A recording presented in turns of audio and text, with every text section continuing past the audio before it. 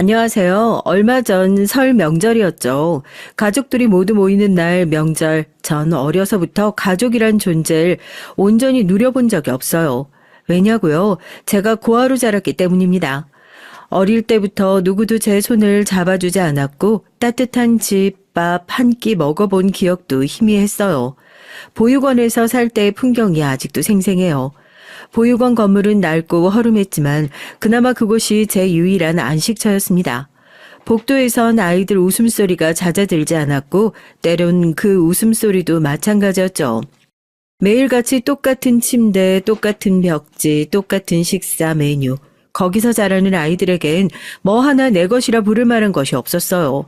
작은 인형 하나조차 여러 명이 돌려가며 가지고 놀곤 했습니다.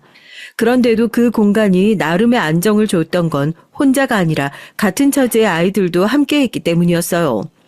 처음엔 이곳이 내가 살 곳이구나 하며 순순히 받아들였지만 어느 순간부턴 문득 의문이 스멀스멀 피어나기 시작했습니다. 도대체 나는 왜 여기서 지내고 있을까? 어째서 부모님 곁이 아니라 아이들 여럿이 한꺼번에 모여 사는 이곳에 머무는 걸까 하는 궁금증이 꼬리에 꼬리를 물었습니다. 가장 힘들었던 건 아무도 그 질문에 똑부러지는 답을 주지 않았다는 거였어요. 보육원 선생님들은 애써 회피하거나 네가 나가서 훌륭하게 크면 알게 되겠지 같은 말로 얼버무리기 일쑤였죠. 다른 친구들도 되게 비슷한 처지라 누가 부모 얘기를 꺼내면 분위기가 무거워져 금방 그 화제를 덮어버리곤 했어요. 그러니 저 역시 내 입으로 부모 얘기를 꺼내는 게 왠지 부끄럽고 어색하게 느껴졌습니다. 한 번은 밤늦게 기숙사 복도 창문 너머로 타오르는 가로등을 멍하니 바라보다가 생각이 복잡해져서 울컥한 적이 있었어요. 다들 집에 가면 불 꺼진 방에서 엄마가 입을 덮어주고 아빠가 오늘 학교에서 뭐 배웠어 하고 묻기도 하잖아. 그런데 왜 난 이런 경험이 한 번도 없는 걸까 하는 서운함 같은 게 갑자기 복받쳐 왔거든요.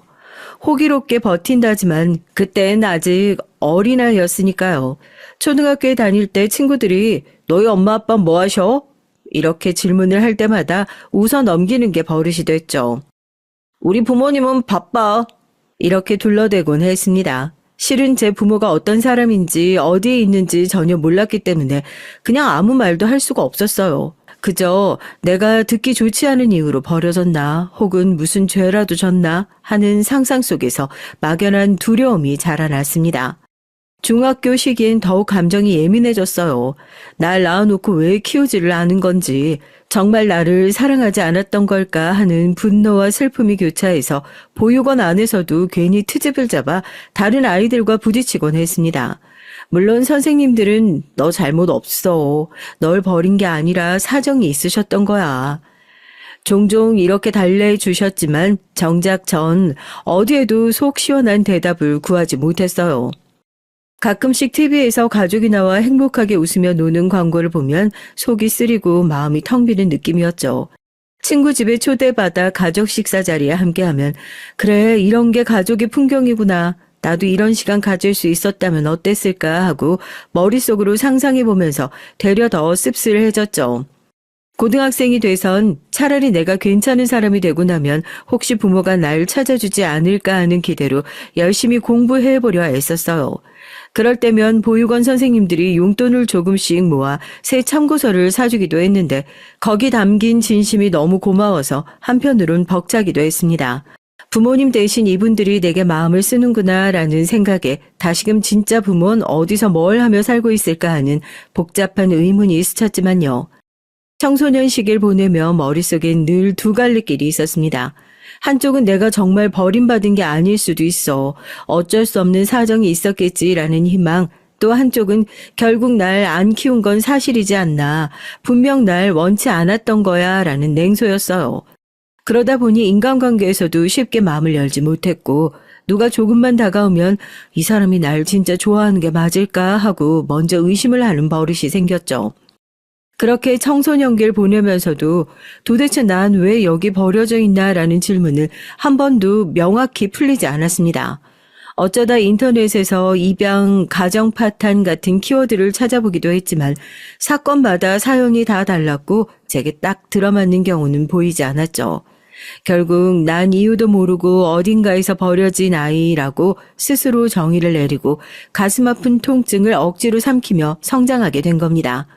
그 시절을 떠올리면 어쩌면 제가 가장 원했던 건 누군가 내게 맞는 대답을 해주는 것이 아니었을까 싶어요. 넌 이런 이유로 여기에 왔고 부모님은 이런 사정을 겪었단다. 그러니 넌 잘못이 없어 라는 말 한마디가 간절했거든요. 하지만 결론적으로 그 누구도 그런 해답을 제시해주지 않았고 전 대답 없는 물음표만 끌어안은 채 어른이 되어버렸어요. 지금 와서도 종종 그 어두운 복도에서 가로등을 보고 있던 제 모습이 아른거립니다. 창문에 비친 제 얼굴을 보면 난 도대체 누구지? 정말 부모에게서도 외면당한 존재인 걸까라고 자문하던 그 시절이요. 답이 나올 리 없다는 걸 알면서도 마음 한편엔 단 한 번이라도 어머니 아버지의 품을 느껴보고 싶단 막연한 갈망이 있었어요. 그리고 그 갈망은 아무렇지도 않은 척 제 가면 뒤에서 늘 시시때때로 날 괴롭혔습니다. 결국 전 애매한 궁금증과 외로운 마음을 품고 그 시절을 지나왔어요. 누군가에겐 사소한 일일지도 모르지만 왜 내가 이곳에 왔을까라는 질문에 답을 얻지 못한 채 성장하는 건 꽤나 쓰라린 경험이었죠. 안 그래도 불안한 청소년기에 더 커다란 정체성 혼란을 마주한 기분이었으니까요. 그리고 그 시절의 시간이 쌓여 전 지금의 제가 됐습니다. 18살 보호 종료를 맞이한 뒤로 모든 것이 달라졌어요. 보육원 규정상 만 18세가 되면 독립을 해야 했거든요. 한창 철을 쓸 나이에 전 방 한 칸 없이 세상에 내던져졌어요. 정말 이제 아무런 준비가 되어 있지 않았죠. 보육원 측에서 어느 정도 취업이나 자립지원 정보를 주긴 했지만 늘 부족했고 그나마도 경쟁이 치열했습니다. 저처럼 막막한 아이들이 많았으니까요. 처음 밖으로 나와 혼자 살아보는 건 상상 이상으로 힘들었어요. 살 집부터 문제였죠. 보증금이 없는 고시원 방이라도 구하려면 최소한의 돈이 필요한데 저한텐 그런 여유도 없었어요. 그래서 전 처음엔 거리에서 노숙을 하거나 보육원 시절에 친하게 지냈던 친구들 자취방에서 며칠씩 신세를 지기도 했습니다. 하지만 그것도 오래 갈 수는 없었어요. 남들도 사정이 어렵고 저 하나 더 데려다 놓으면 방이 비좁으니까요. 결국 제게 남은 선택지는 일단 아무 일이라도 해서 돈을 벌자였습니다. 그래서 아침부터 일용직 인력시장으로 뛰어들었죠. 달아빠진 운동화를 신고 새벽녘 푸른 어스름이 사라지기도 전에 줄을 서 있었어요. 줄 서 있는 사람들의 표정을 보면 죄다 같은 궁지에 몰린 얼굴들이었죠. 서류며 절차는 없어요. 그냥 그날 운 좋게 일이 잡히면 가는 겁니다. 어떤 날은 잔뜩 기대했다가 오늘 일 없어 라는 말에 맥없이 돌아서야 했고 어떤 날은 작은 아르바이트라도 걸리면 그걸로 감사하며 겨우 하루 벌어 하루 먹는 식이었어요. 그러다 어느 날 운 좋게 건설 현장 막노동 자리라도 하나 맡게 되면 전 정말 죽어라 열심히 일했습니다. 그게 제가 먹고 살 유일한 방편이었으니까요. 한여름 땡볕에 온몸은 땀으로 범벅이 되고 허리와 어깨가 끊어질 듯 아파도 참고 견뎠어요. 시멘트 포대를 날라야 하는 날이면 허리가 끊어지는 줄 알면서도 이를 악물고 들어올렸고 철근이며 각종 자재를 운반해야 하는 날엔 손에 물집이 잡혀 피가 맺히도록 했어요. 그렇게 한 푼 두 푼 받아 모은 돈이 제겐 전부였습니다. 그마저 없으면 전 당장 굶을 수밖에 없었으니까요. 현장에서 함께 일하던 형님들, 아저씨들은 저를 나름 귀여워해 주셨어요.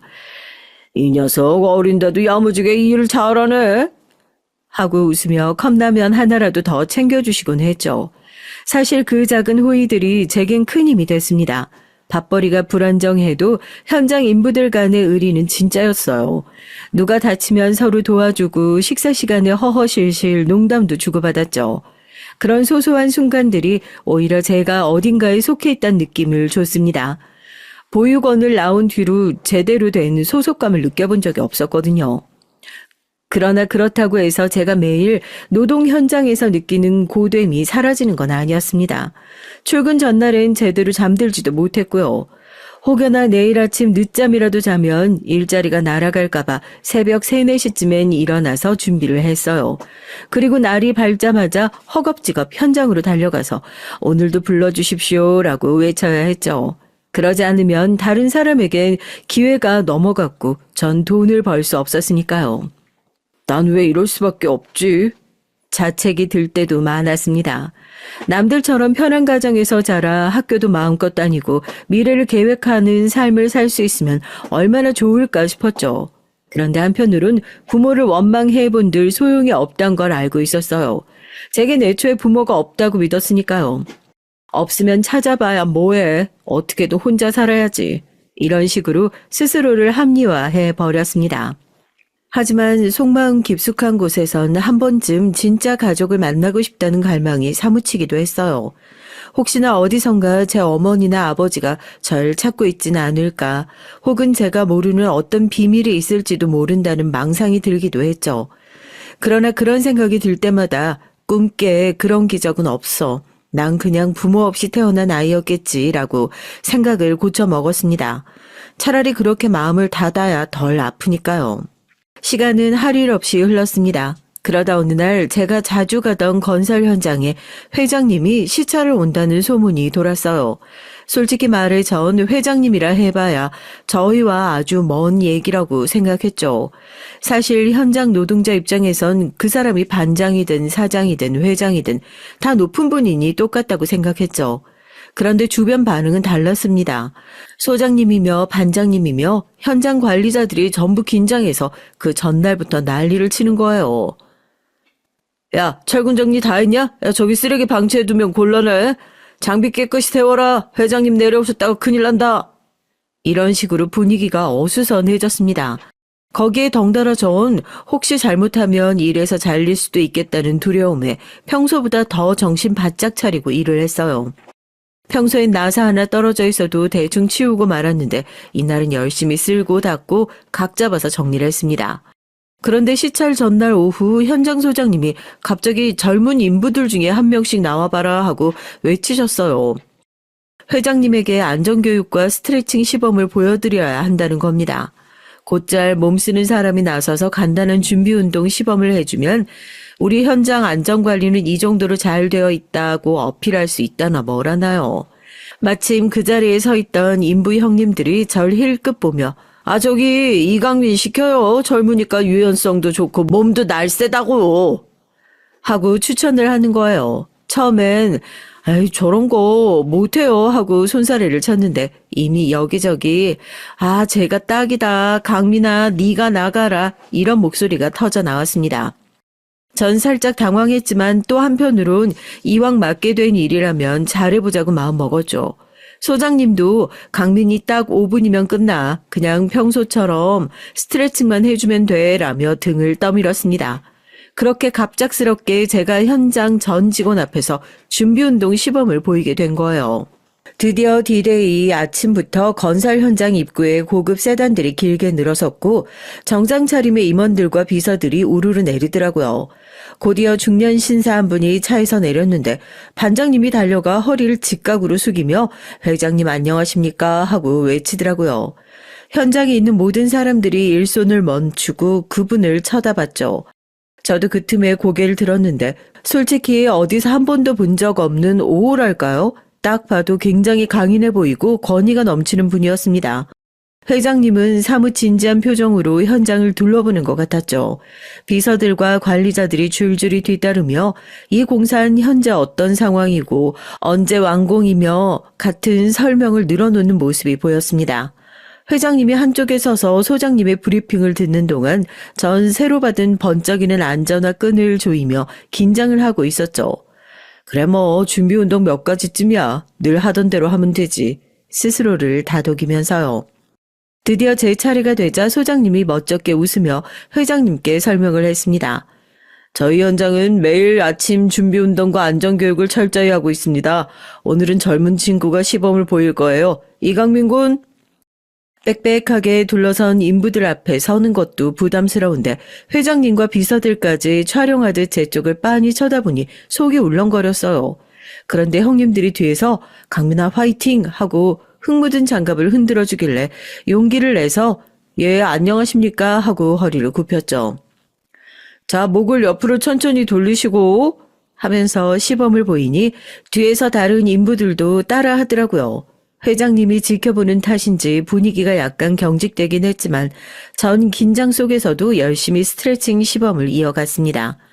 팔 돌리기, 허리 굴리기, 무릎 굽혔다 펴기, 평소엔 아무렇지도 않게 몸 푸는 동작이 그날은 땀으로 범벅이 될 만큼 신경이 쓰였어요. 그렇게 일련의 동작을 마친 뒤 마무리로 크게 숨을 들이쉬었다가 내쉬며 우렁차게 안전하게 작업합시다 하고 외쳤더니 주위에서 작은 박수가 터져 나왔죠.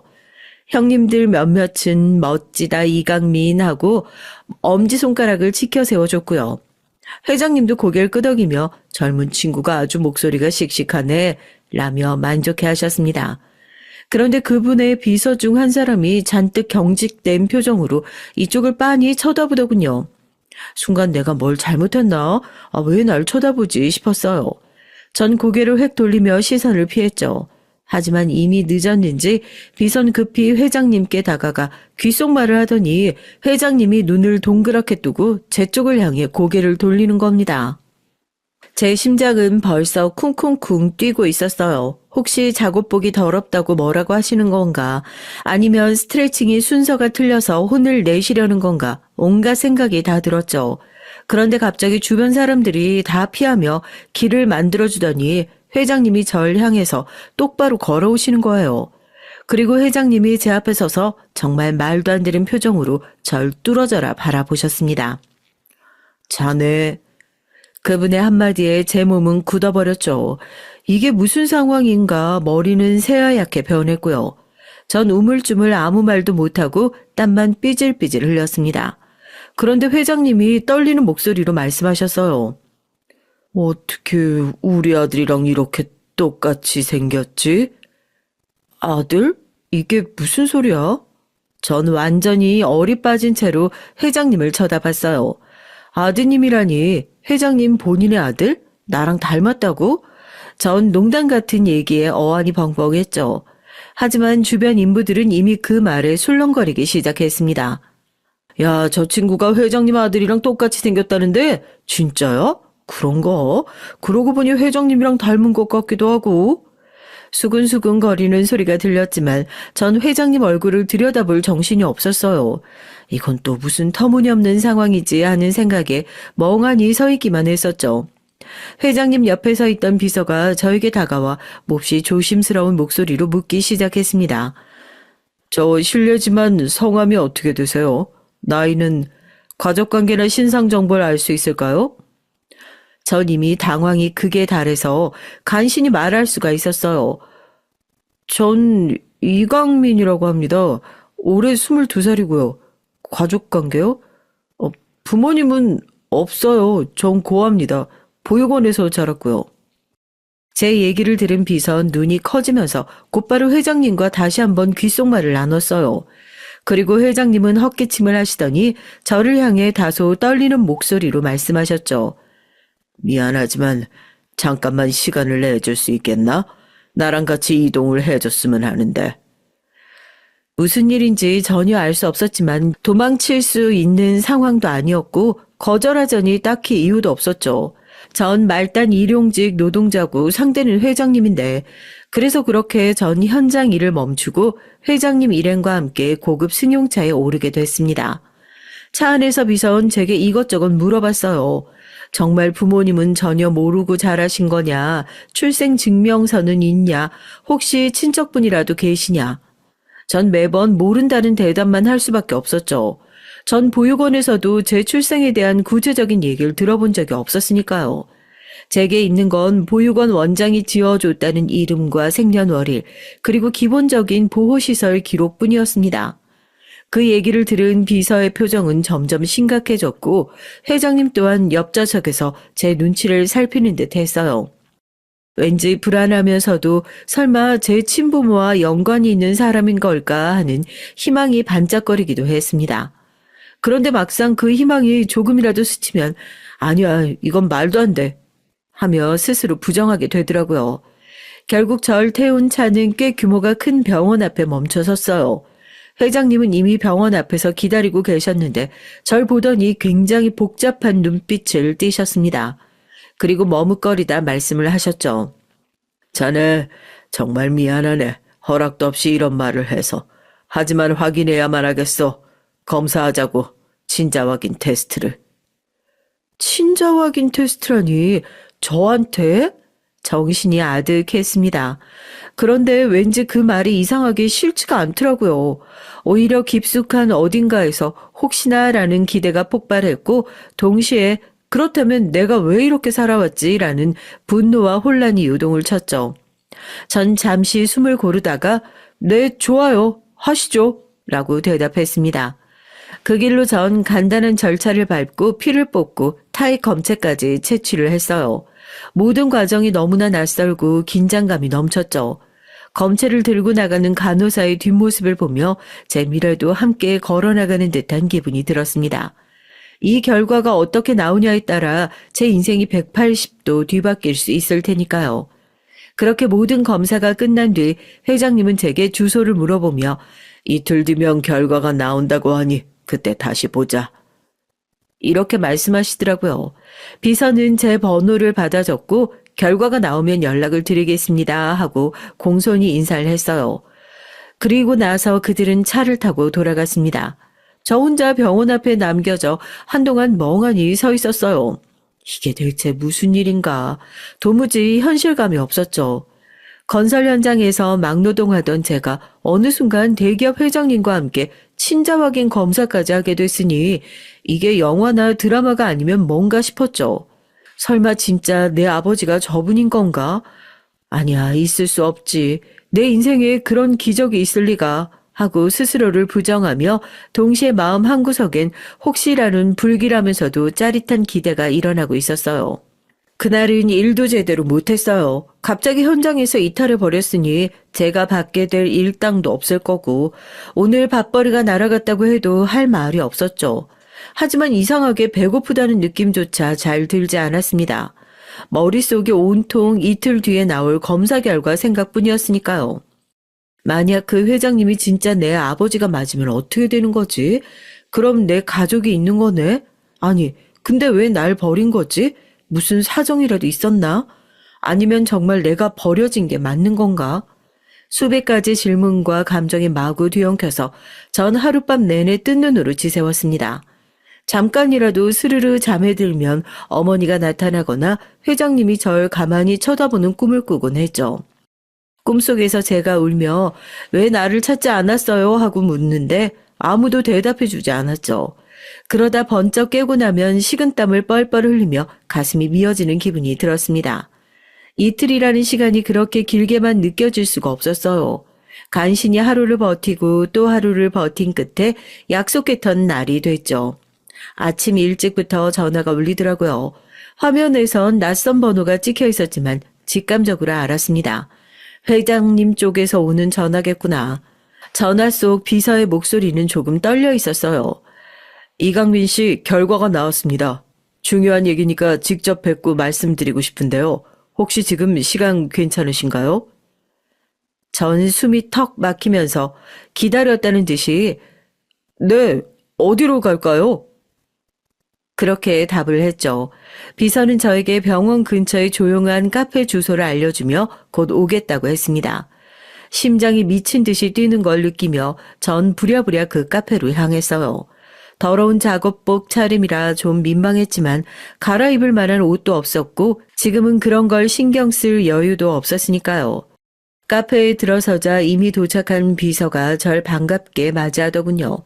작은 테이블 위에 서류 봉투가 놓여 있었고 비서는 한숨을 고르더니 그 봉투를 제게 내밀었습니다.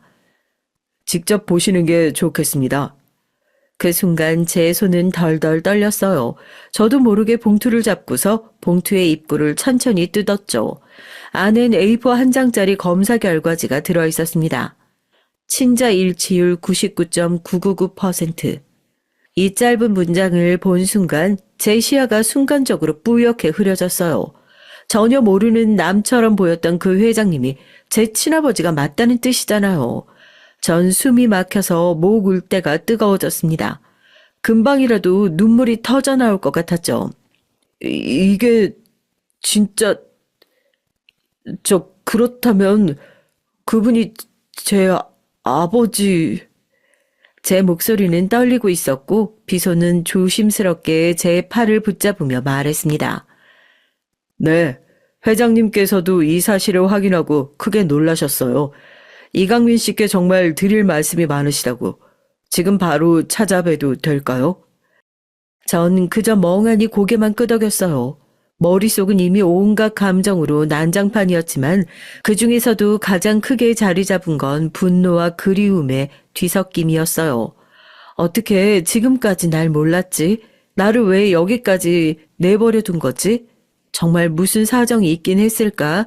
이런 생각들이 폭풍처럼 휘몰아쳤습니다. 하지만 한편으론 나한테도 부모가 있었고 그분이 절 찾고 있던 걸까 하는 말로 표현하기 어려운 안도감과 위안도 살짝 느껴졌어요. 전 그렇게 도무지 정리가 되지 않는 감정을 안고 다시 한번 그 고급 승용차에 올랐습니다. 이 모든 일이 꿈만 같았죠. 보육원 출신의 건설 현장에서 막노동으로 겨우 살아가던 제가 어느 날 갑자기 회장님의 아들일지도 모른다는 얘기를 듣고 실제로 친자 확인 검사까지 받고 친자라는 검사 결과까지 나온 상황이라뇨. 그런데 그게 제 현실이었습니다. 차 안에서 앞으로 전 회장님 앞에서 어떤 얘기를 듣게 될지, 왜 제게 이런 기가 막힌 운명이 찾아온 건지, 그리고 제 쌍둥이 형은 대체 어떤 삶을 살고 있을지 같은 생각들로 머리가 터질 것 같았어요. 그가 누리는 부와 명예는 똑같은 얼굴을 하고도 제가 누리지 못했던 것들이라면 난 그를 부러워해야 할까? 아니면 이제부터 함께 나눌 수 있는 걸까? 같은 답을 내릴 수 없는 질문들로 내내 절 괴롭혔습니다. 온갖 의문과 혼란을 아는 채 전 회장님이 계신 곳으로 향했어요. 회장님이 계신 빌딩으로 들어가면서 전 심장이 쿵쾅거려 참을 수가 없었습니다.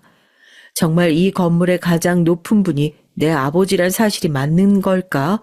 그렇다면 왜 이제 나타나신 거지? 두려움과 기대가 교차를 하며 머릿속을 어지럽혔죠. 동시에 가족이라는 단어를 떠올릴 때 생기는 낯선 감정도 절 더욱 떨리게 했습니다. 회장님 사무실에 도착하자 전 화려한 인테리어보다 회장님이 제게 보여주는 표정에 먼저 시선이 갔어요. 그분의 눈빛은 무척 간절했고 또 죄책감 어린 슬픔이 묻어나더군요. 네 이름은 원래 그게 아니었지만 강민이라고 부르면 되겠니? 제 이름을 부르며 다가온 회장님이 살짝 떨리는 목소리로 사과부터 하셨을 때 저도 모르게 눈물이 왈칵 쏟아질 뻔했습니다. 어릴 적부터 그토록 갈망했던 부모의 목소리였으니까요. 하지만 여러 가지 묻고 싶은 게 너무 많았습니다. 정말 제게 어머니 아버지가 있었나요? 그럼 왜 저를 보육원에 내버려 뒀어요? 대체 왜 이제... 떨리는 목소리로 겨우 쏟아낸 제 질문에 회장님은 짧게 한숨을 쉬며 설명을 시작하셨습니다. 회장님, 그러니까 저희 친아버지께서 꺼내놓은 과거는 제게 너무나 아프게 다가왔어요. 어머니와 아버지는 한때는 진심으로 서로를 사랑했지만 모종의 이유로 어쩔 수 없이 이혼을 하게 됐다는 얘기였습니다. 전 그저 막연히 부모가 없다고만 생각했는데 알고 보니 둘 사이엔 처절한 결별의 순간이 있었고 그로 인해 제 운명까지 송두리째 흔들려 버린 것이었죠. 그분 말씀에 따르면 어머니는 원래부터 마음이 따뜻하고 배려심 많은 분이었대요. 두 분은 알콩달콩 사랑을 키워가며 결혼 후에 저와 제 쌍둥이 형을 낳았고요.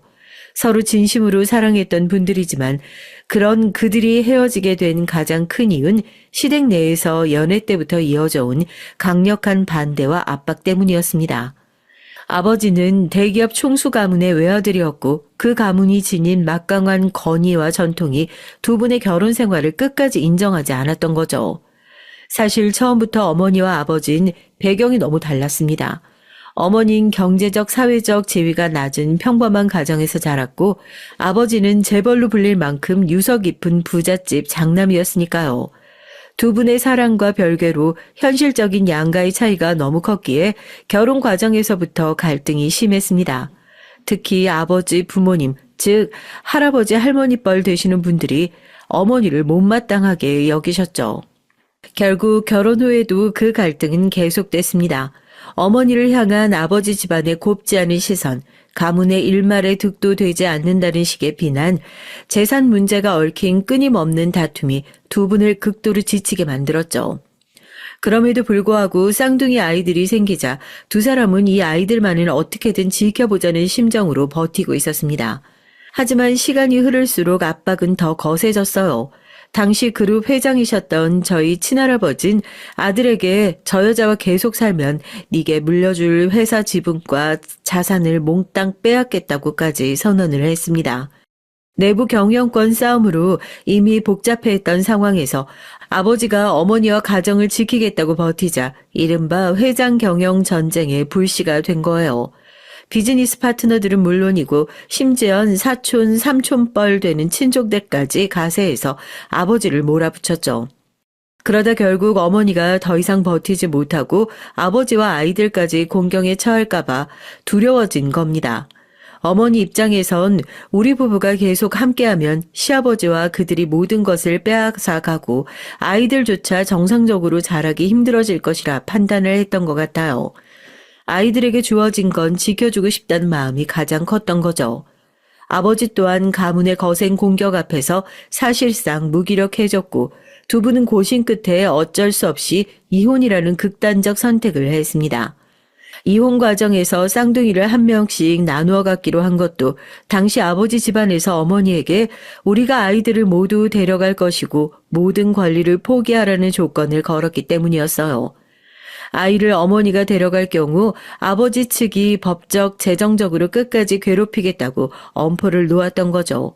반대로 아버지가 두 아이를 다 데려오겠다는 방법도 어머니로선 내가 4배 아파 낳은 아이들이고 천륜을 끊을 수 없다는 절박함이 컸습니다. 결국 상호 간에 차선적으로 선택된 불행한 타협으로 각자 아이들을 한 명씩 데려가는 것을 선택했던 거예요. 그렇게 법적으로나마 아이를 각자 데려가면 서로 완전히 연을 끊을 수는 없으리라는 계산이었다고 하셨어요. 아버진 이미 가문의 압박은 두 사람이 감당하기 버거운 수준이었고 어머니 역시 더 큰 화를 당할 것을 두려워해 어쩔 수 없이 동의할 수밖에 없었고요. 그리고 마지막으로 집안으로부터 어머니가 다시는 아버지 가문에 관여하지 못한다는 각서까지 요구당했던 겁니다. 결국 이렇게 극단적인 선택이 내려지자 한때 서로를 깊이 사랑했던 두 사람은 미처 정리되지 않은 마음을 품은 채 헤어질 수밖에 없었고요. 그 슬픈 결론이 쌍둥이가 갈라서는 계기가 됐고 어머니는 아이 하나만 아는 채 사라졌으며 아버지 역시 형제 중 한 아이만 곁에 두고 살게 된 거예요. 모든 재산과 기반을 잃은 어머니가 당장 절 돌볼 여건이 되지 않았던 데다 아버지 쪽 가문에서 사람을 풀어 행방을 찾고 있다는 소문이 돌아서 어머니는 한동안 숨어 지내야만 했고요. 겨우 구한 일자리도 불안정했고 집 없이 여기저기를 떠돌아야 하는 처지였습니다. 이런 상황에서 어머니는 절 안전한 곳에 맡기고 기회를 잡아 생활 기반을 마련하리라 마음먹었죠. 그래서 믿을 수 있는 어머니의 사촌 언니에게 절 잠시 부탁했다고 합니다. 조금만 기다리면 내가 일도 구하고 거처도 마련해서 다시 데리러 오겠다고 눈물로 호소하면서요. 어머니는 아버지에게 주기적으로 몰래 편지를 보내면서 자신의 소식을 알렸다고 해요.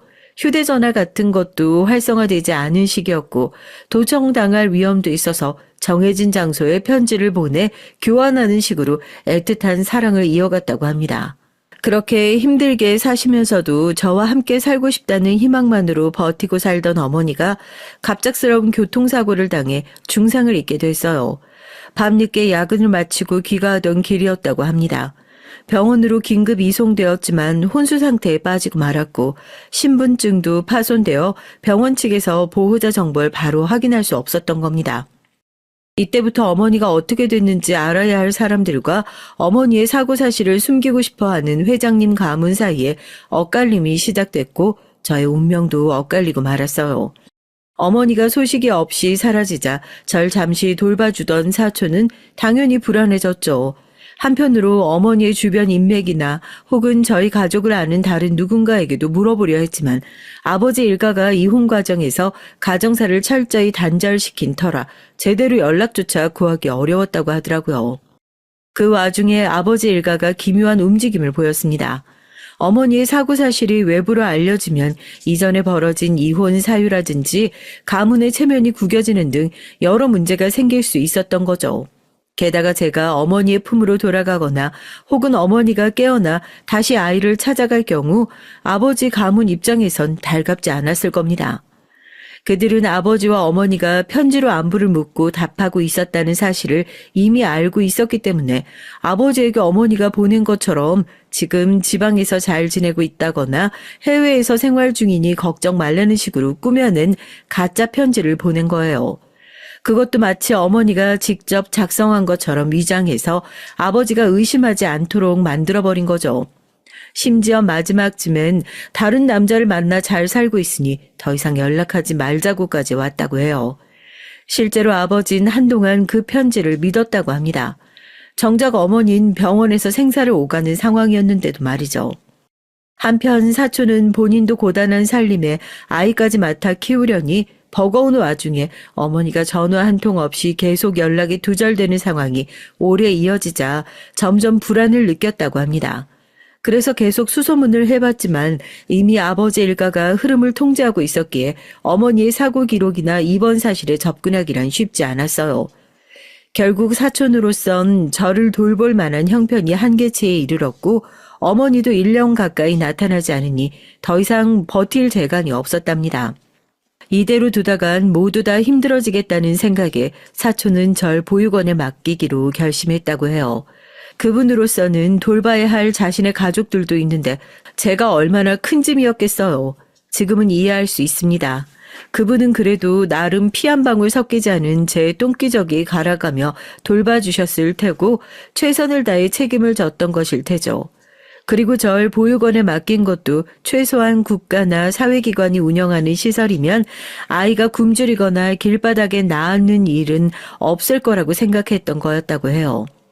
그리하여 전 보육원에 들어가게 됐고 그 후로도 한참 동안 아버지 가문이 어머니가 아무 문제 없이 잘 지낸다는 거짓 정보를 주변에 퍼뜨린 탓에 정작 누군가 어머니를 찾아내거나 병원에 있는 걸 알아낼 기회가 없었습니다. 아버지 일가가 어머니와 아이 모두에게 신경을 쓰고 싶지 않았던 거죠. 일종의 진실 은폐가 계속된 셈입니다. 결국 아버진 많은 시간이 지난 뒤에야 어머니가 사고로 병원 신세를 지고 있다가 돌아가셨다는 사실을 접하게 됐지만 이미 저의 행방은 알 수 없는 곳으로 사라진 뒤였다고 합니다. 그 사이에 아버지 가문의 영향력은 한층 더 공고해졌고 전 보육원 아이로 자라면서 부모가 누군지도 모른다는 꼬리표를 달고 살아야 했어요. 돌이켜보면 이 모든 비극을 낳은 건 아버지 일가의 철저한 계획과 거짓말이었습니다. 어머니가 사고로 의식이 없다가 돌아가시게 되자 그 사실조차 숨기고 마지막 당신의 아이를 두고 멀리 떠나 잘 살고 있다는 기만적인 편지를 보내 사람들을 안심시켰거든요. 절 사랑했고 정말로 다시 데려오고 싶었던 어머니의 진심은 그런 음모 속에서도 빛도 못 보고 잊혀져 간 겁니다. 이 사실을 알게 되고 나니 어머니가 겪었을 고통과 절망이 얼마나 컸을지 가늠조차 할 수 없게 됐어요. 저 또한 어머니가 나를 버렸나 보다라는 오해 속에서 긴 세월을 보냈지만 실상은 전혀 달랐던 셈이죠. 회장님 일가가 모종의 이유로 어머니를 쉴 새 없이 압박하고 심지어 사고 후엔 정보까지 봉인해버렸으니까요.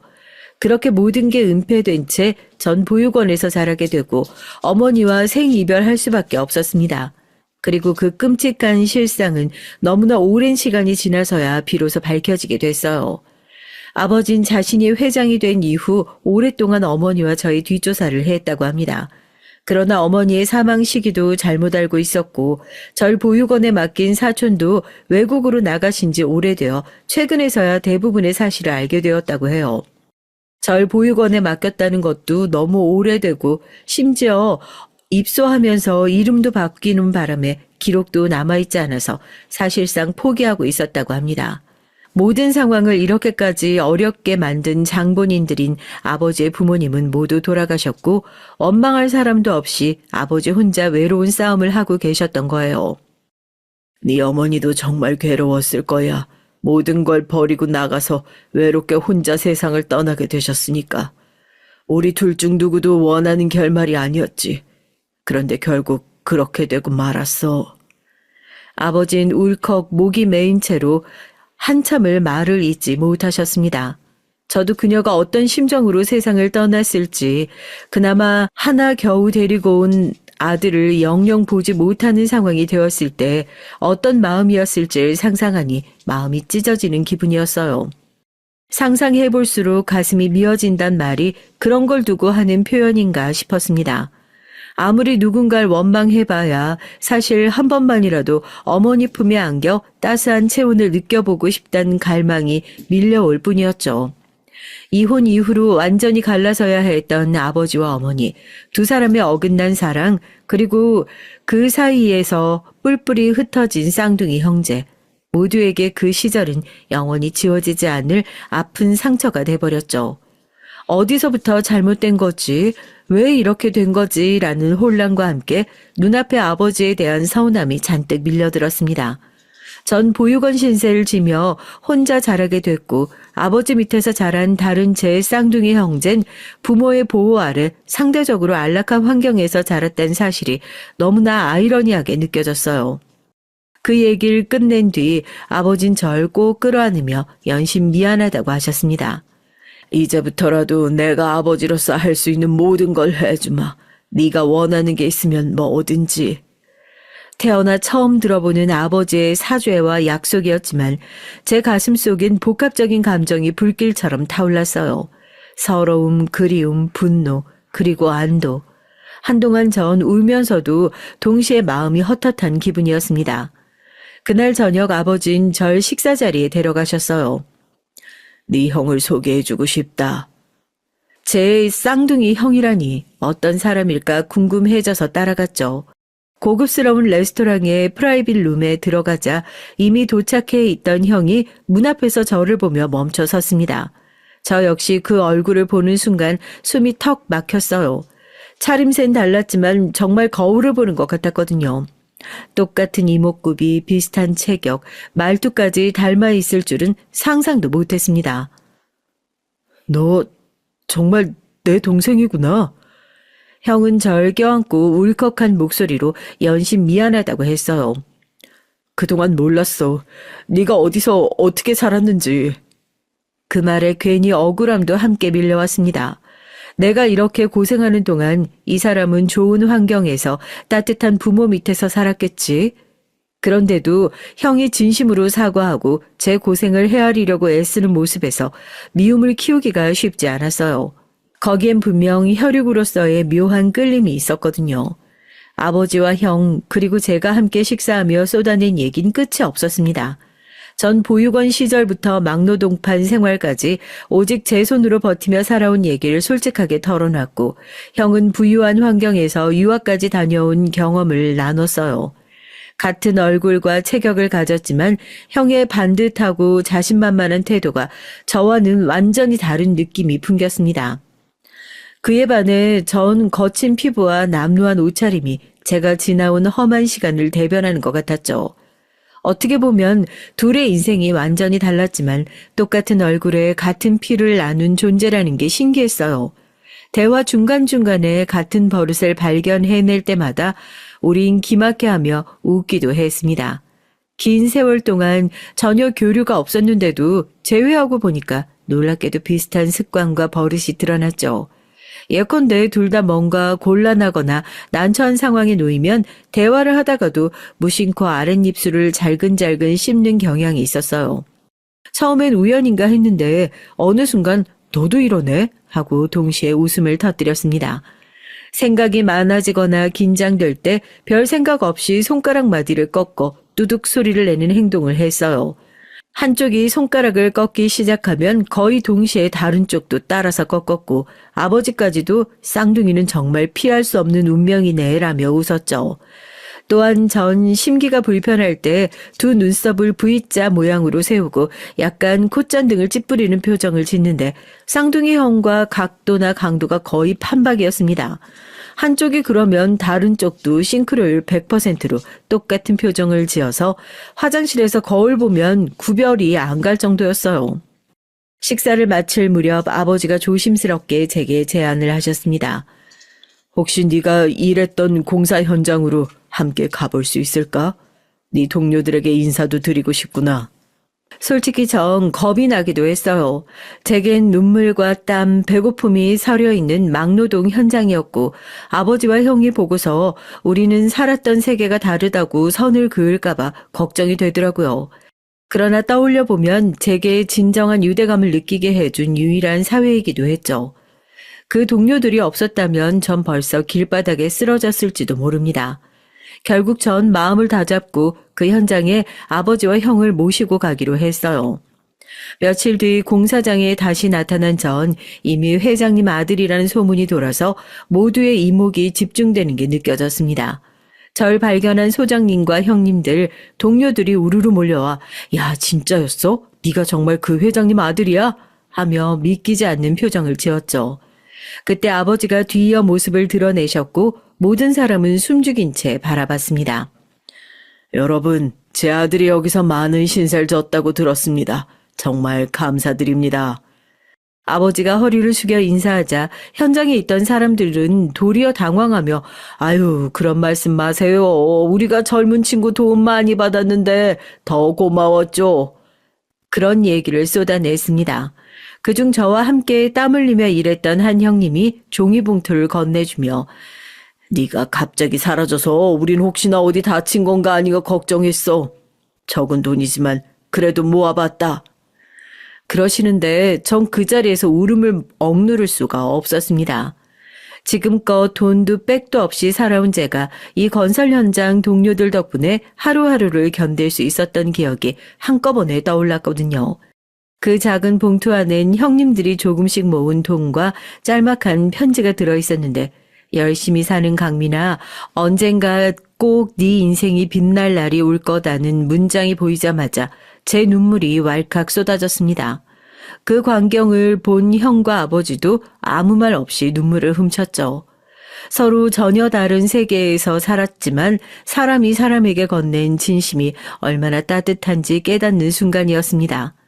아버진 눈시울을 붉히면서 이렇게라도 너를 챙겨준 분들이 계셔서 정말 고맙다며 연신 감사의 인사를 전했습니다. 그 길로 현장은 순식간에 눈물바다가 됐고 아버진 비서에게 지시를 내려 공사 여건이나 안전 문제 등에 대해 지원책을 마련하라고 말씀하셨어요. 함께 일하던 인부들 역시 얼떨떨해하면서도 기뻐하는 기색이 역력했습니다. 저로선 이 풍경 자체가 너무 꿈 같았어요. 불과 얼마 전까지만 해도 제가 매일같이 퇴근 후 녹초가 되어 쓰러졌던 곳인데 이젠 제 가족과 함께 서 있는 겁니다.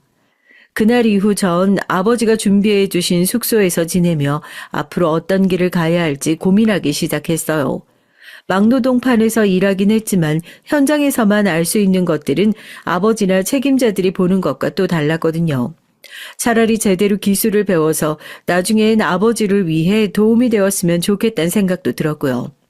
이런 작은 꿈을 처음으로 입에 담았을 때 아버지와 형은 전폭적으로 지지해 주었습니다. 네가 원하는 걸 한다면 언제든 도울 준비가 되어 있다. 그 말 한마디가 얼마나 큰 위로와 힘이 됐는지 몰라요. 아직도 이렇게 비틀려진 저의 운명에 대해 원망의 마음이 없는 건 아니었죠. 하지만 분명 달라진 게 있다면 이제 전 혼자가 아니라는 사실입니다. 더 이상 세상에 혈혈단신으로 내던져진 고아가 아니라 뒤늦게라도 절 반겨주는 아버지와 형이 있고 언제든지 연락하면 의지할 수 있는 건설 현장 동료들이 생겼어요. 이게 제게 얼마나 큰 버팀목이 되는지 말로 다 표현할 수 없을 정도예요. 얼마 전까지만 해도 전 밥벌이를 위해 새벽 인력시장 앞에 서 있던 사람이었습니다. 더럽고 추운 노숙 생활과 좁은 고시원 방, 그리고 끊임없는 막노동으로 이어지는 삶. 만약 누군가가 너 곧 대기업 회장님 아들이 돼서 가족 품에 안길 거야 라고 말했다면 전 비웃었을 거예요. 말도 안 되는 소리라면서요. 하지만 인생이라는 게 정말 그렇게 한 치 앞도 예측할 수 없는 일이라는 걸 이번에 뼈저리게 깨닫게 됐습니다. 전 여전히 가진 것도 배운 것도 부족해요. 그렇다고 갑자기 아버지 재산을 물려받아 호의호식하겠다는 마음은 없습니다. 다만 제가 직접 일을 배워서 제 손으로 제 인생을 읽어나가고 싶은 꿈이 생겼다는 게 중요하다고 생각해요. 무엇보다 가족이라는 울타리가 되어주는 든든함이 이제 제게도 생겼으니 용기 내어 한 발짝씩 나아가 보려고 합니다. 혹시 이 얘기를 듣는 분들 중에 저처럼 힘겹게 하루하루를 버티는 분이 계시다면 정말 인생은 어느 순간 무슨 일이 벌어질지 모르기에 하루하루 성실하게 살아야 한다는 걸 기억해 주셨으면 해요. 세상 어딘가엔 이렇게 믿기 어려운 기적 같은 일도 일어날 수 있다는 걸 전하고 싶습니다. 인생은 언제 어떻게 뒤집힐지 모르니까 혹시 절망의 벼랑 끝에 서 있다고 느끼는 분이 있다면 부디 기억하세요. 어두운 터널 끝에서 반짝 빛나는 작은 기적이 기다릴 수도 있다는 걸요. 전 그렇게 믿고 오늘도 한 걸음씩 내딛습니다. 전 이제 새로운 시작을 꿈꾸는 사람이 됐어요. 앞으로의 길이 어떻든 전 더 이상 혼자가 아니니까요. 끝까지 이 얘기 들어주셔서 감사합니다. 언젠가 더 멋진 모습으로 다시 인사드릴 수 있길 바랍니다. 너처럼 별 볼 일 없는 애가 우리 아들 앞길 막아서야 되겠니? 이 돈 받고 조용히 이혼이나 해. 내 아들 창창하게 잘 살게 사라지란 말이야. 네, 시모가 며느리인 저에게 이렇게 막말을 했어요. 세상 천지에 바람난 자기 아들을 이렇게 이혼시키고 싶어서 안달난 시모가 또 있을까요? 사람이 평생을 한 사람만 바라보고 사랑하고 의리를 지키는 것이 결혼이잖아요. 하지만 제 결혼 생활은 전혀 그렇지 못했습니다. 그런 기막힌 제 사연을 여러분께 얘기해 볼까 해요. 때는 10여 년 전으로 거슬러 가서 제가 땡땡여대에 다닐 때 대학신문 발간 동아리 활동을 하고 있었습니다. 그 동아리의 전국연합 동아리 모임에서 남편을 만났어요. 그때 만난 남편의 모습은 깔끔한 네이비색 폴로 셔츠에 잘 다려진 베이지색 면바지를 입고 단정하게 젤로 넘긴 헤어스타일이 멋있었습니다. 그런 댄디한 차림에 반했는데 막상 대화를 나눠보니까 의외로 대구 사투리에 억양을 쓰고 있었어요. 서울에서 태어나서 자란 저에겐 그 사투리와 억양이 재밌었고요. 그런데 그 남잔 사투리를 애써 감추며 서울 말씨를 쓰려고 안간힘이었죠. 만난 지 얼마 안 됐을 때부터 남편은 저에게 적극적으로 호감을 보였습니다. 남편과 전 서로 빠르게 가까워졌어요. 그리고 저와 남편은 패션 코드도 잘 맞았어요. 전 남자가 못생긴 건 참아도 옷 못 입는 건 못 참거든요. 그렇게 우린 대학 시절 만나 연애를 하다가 취업할 나이가 됐죠. 남편은 경제학과 전공으로 공기업이나 대기업의 취업 지원을 여러 차례 했지만 대학 시절 학점이나 스펙 관리를 열심히 안 해서 번번이 낙방이었습니다. 그즘 전 중견기업의 마케팅 부서에 취업을 했고요. 저는 너무 눈만 눕히지 말고 정말 남편이 원하는 일을 찾아서 지원해보라고 조언을 했어요. 그러다가 남편은 모 백화점의 한 매장 관리직으로 취업을 했습니다. 처음엔 가오가 살지 않는다며 탐탁치 않아 했지만 몇 달 되지 않아 명품도 자주 접할 수 있고 자신이 좋아하는 패션에 관련된 일을 해서인지 나름 만족하고 잘 다니더라고요. 우린 그렇게 둘 다 취업을 하고 얼마 지나지 않아 결혼 얘기가 자연스럽게 나오게 됐어요. 남편은 연애 시절부터 서울에서 혼자 자취생활을 했었고 딱히 시모와 만날 일이 없었기에 결혼 얘기가 나온 뒤 처음으로 시모를 뵙게 됐습니다. 시아버님은 남편이 초등학교에 다닐 적에 돌아가셨다고 했어요. 어머님 혼자서 남편과 그 위로 누나 둘을 키워낸 얘기를 들으며 전 시모가 생활력 강한 존경스러운 분일 거라고 생각을 했죠. 남편의 소개에 따르면 시모는 대구에서 오랫동안 한복집을 하시며 남매를 키워 대학까지 보냈고 누나는 호주에서 결혼을 해서 이민을 가 있었다고 합니다. 이후에도 결혼식 때 외엔 시누이와 만난 적이 거의 없을 정도로 왕래가 거의 없이 지냈죠. 그래서 남편의 본가인 대구에 내려가서 인사를 드릴 분은 오직 시모 한 분뿐이었습니다. 시모에게 인사를 드리기 위해 시모가 정해준 대구의 한정식 집에 남편과 도착해서 기다리고 있었어요. 그때 멀리서 눈에 띄는 한 60대 여성분이 입구에 들어오고 있었죠. TV 드라마 속 부잣집 마나님들이 할 법한 한껏 부풀려 동그랗게 말아 올린 업 스타일의 헤어, 자수무늬가 돋보이는 아이보리색 스커트 정장, 연보라색 스카프와 귀, 목, 팔목, 손가락 어디 한 곳 빠짐없이 보석알이 돋보이도록 세팅된 액세서리를 착용하고 계셨어요. 눈을 살짝 아래로 내리깔고 들어오시는 모양새가 곱고 우아한 인상을 받았습니다.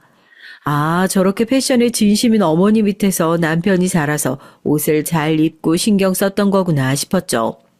하지만 멀리서 자신의 아들과 곧 며느리가 될 저희들이 앉아있는 모습을 이미 봐놓고도 어떤 아는치 않은 기색이나 인사 없이 도도하게 들어오셔서 속으로 왠지 만만한 분은 아니구나 하며 조금 걱정이 됐습니다. 시모는 자리에 앉은 뒤 식사를 하며 의뢰 상견례에서 나올 법한 질문들을 했어요. 양치는 잘 계시는지, 하시는 일은 뭔지, 형제 관계는 어떻게 되는지 등 예비 시어머님이 물으실 법한 일반적인 얘기가 오갔고 별다른 이상한 낌새는 없었어요. 그런데 식사 막바지에 후식, 과일과 차를 마시며 시모는 전과는 조금 다른 얘기를 꺼내기 시작했습니다. 내가 오랫동안 한복집을 운영하다 보니 차만 교수를 보는 안목이 생겼달까?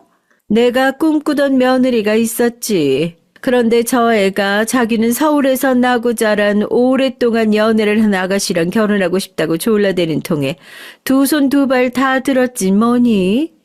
아가씨, 아니 서연 씨라고 했나? 이상하게 오해하지 말고 들어요. 내가 서연 씨 학교며 직장이며 재산 상황 얘기를 듣다 보니까 이미 내가 생각하던 아가씨는 아니네. 아휴, 근데 이제서 어쩌겠어. 저 애가 선 몇 번 봐도 눈에 안 찬다는데 아가씨만 좋다는데 어쩌겠나 하고 내가 마음을 정해야지. 생각지도 못한 시모의 속 얘기에 전 놀라 자빠질 뻔했습니다. 시모의 얘기를 듣다 보니 시모와 남편은 저의 조건을 이미 계산하고 있었고 그러는 와중에 저 몰래 선도 몇 번 본 모양이었습니다. 당황스럽기도 하고 그렇다고 어른께 딱히 뭐라 드릴 말이 없어서 가만히 듣고만 있었죠. 내가 여기 대구 사람들은 다 알만한 위치에 있어. 우리 손님들도 죄다 우리 대구 유지라니까. 그분들 자제부터 직업이면 직업, 재산이면 재산 다 갖춘 노블레스들만 상대하고 교회 권사님들이 정말 좋은 혼처 가져왔는데 다 물리치고 내가 이 자리 나온 거 알고 있어? 혹여나 우리 아들이 아비 없이 혼자 자랐다고 아가씨네 집에서 말이 나온다거나 그러면 안 된단 말이지. 나나 우리 집안이 아주 보통이 아니라고. 일반 서민이 아니란 이 말이에요.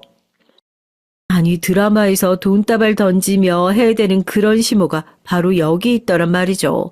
초면에 예비 며느리에게 이게 무슨 막말이랍니까? 결국 이 자리에서 하고 싶었던 시모의 얘긴 자신과 아들은 대단한 사람들이기 때문에 대접을 받아야 하며 결혼할 때 혼수나 예단은 서운치 않게 잘 챙겨달란 얘기였던 것 같습니다. 이렇게 시모와 만남 이후 전 이 결혼이 괜찮을까 걱정도 되고 막말한 시모에게 화가 났지만 그렇다고 해서 딱히 결혼을 반대하신 건 아니었어요. 어차피 저와 남편은 서울에서 분가에 살 예정이었기 때문에 시모와 1년에 몇 번이나 부딪힐까 싶어서 크게 마음에 담아두지 않으며 결혼 준비를 했습니다.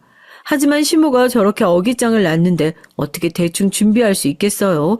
게다가 명품이며 온갖 패션 용품에 무력이 가득한 남편은 어떻고요?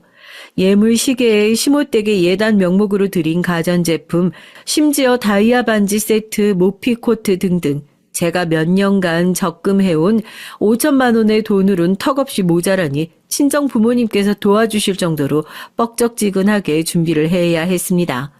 다 합치면 거의 1억 넘게 들었던 것 같아요. 요구하시는 것들이 온통 명품의 최상급 비싼 것들 뿐이었으니까요. 그래도 이해했습니다. 시모 말에 따르면 대단한 분들이니 그 취향 맞춰주기 위해서 어쩔 수 없지 않겠어요?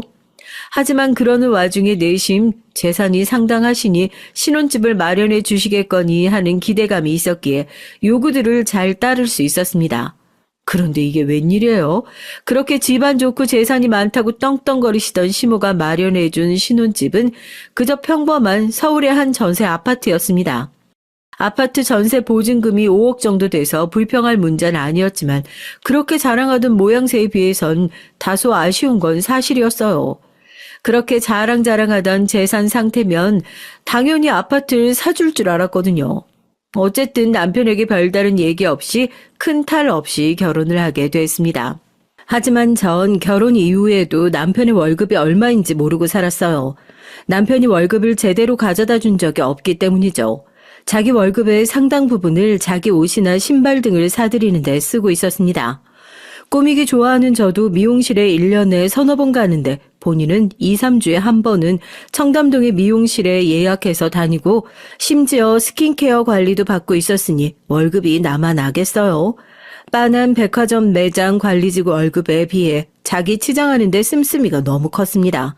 결혼 전엔 그 말끔한 옷차림이 좋았는데 월급 대부분을 자기에게만 써대니 제가 진짜 잘못 생각했구나 후회가 됐죠. 제 월급의 반 이상으로 아파트 관리비나 대부분의 생활비를 충당해야만 했습니다. 자기야, 우리 이제 결혼해서 아기도 가져야 되는데 이렇게 돈 쓰면 언제 돈 모아?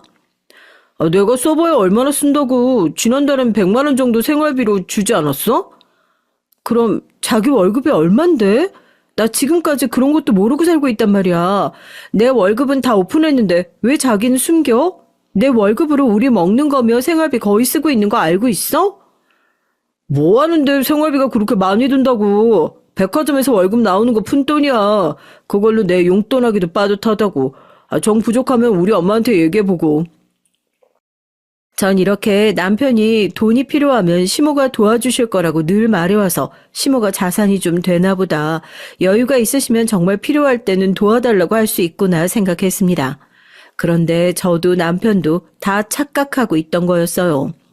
몇 년 전 남편이 건강검진 결과에서 뇌에 문제가 있어서 정밀검사를 받아야 한다고 털어놨습니다.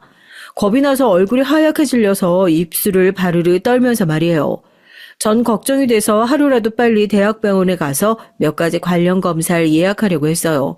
그런데 그 검사들이 생각보다 여러 개였고 비급여 항목도 있어서 약 400만 원 정도 비용이 든다더군요.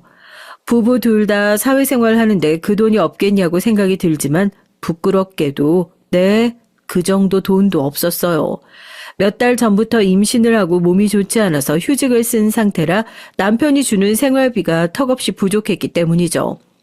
그나마 모아놓은 예금 적금을 깨서 생활비로 쓰다 보니 돈이 없었습니다. 자기야, 늘 자기 어머님이 도와주실 거라고 큰소리 쳤잖아. 어머님께 검사비 부탁드려보자. 설마 아들 검사비를 안 주시겠어? 남편은 고개를 끄덕이며 병원 앞 휴게 공간 한켠으로 들어가서 전화를 하고 왔어요. 무슨 대화가 그리 긴지 한 30분가량 통화를 하고 돌아오는 것 같았고 남편의 얼굴이 그리 밝지는 않았기에 전 어떻게 된 거냐고 물었죠.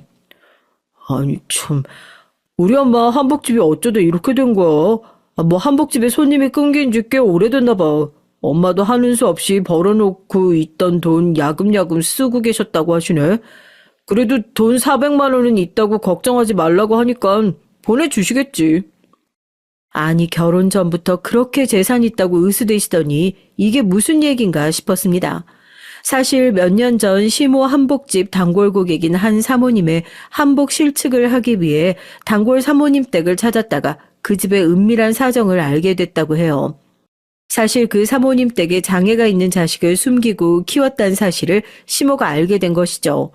어머님은 그 얘기를 교회에서 떠벌리다가 그 얘기가 소문을 타게 되고 그 사모님의 귀에까지 들어가게 된 거예요. 그 사모님은 이 소문이 퍼진 얘기를 알고는 충격에 몸져 누웠다고 합니다.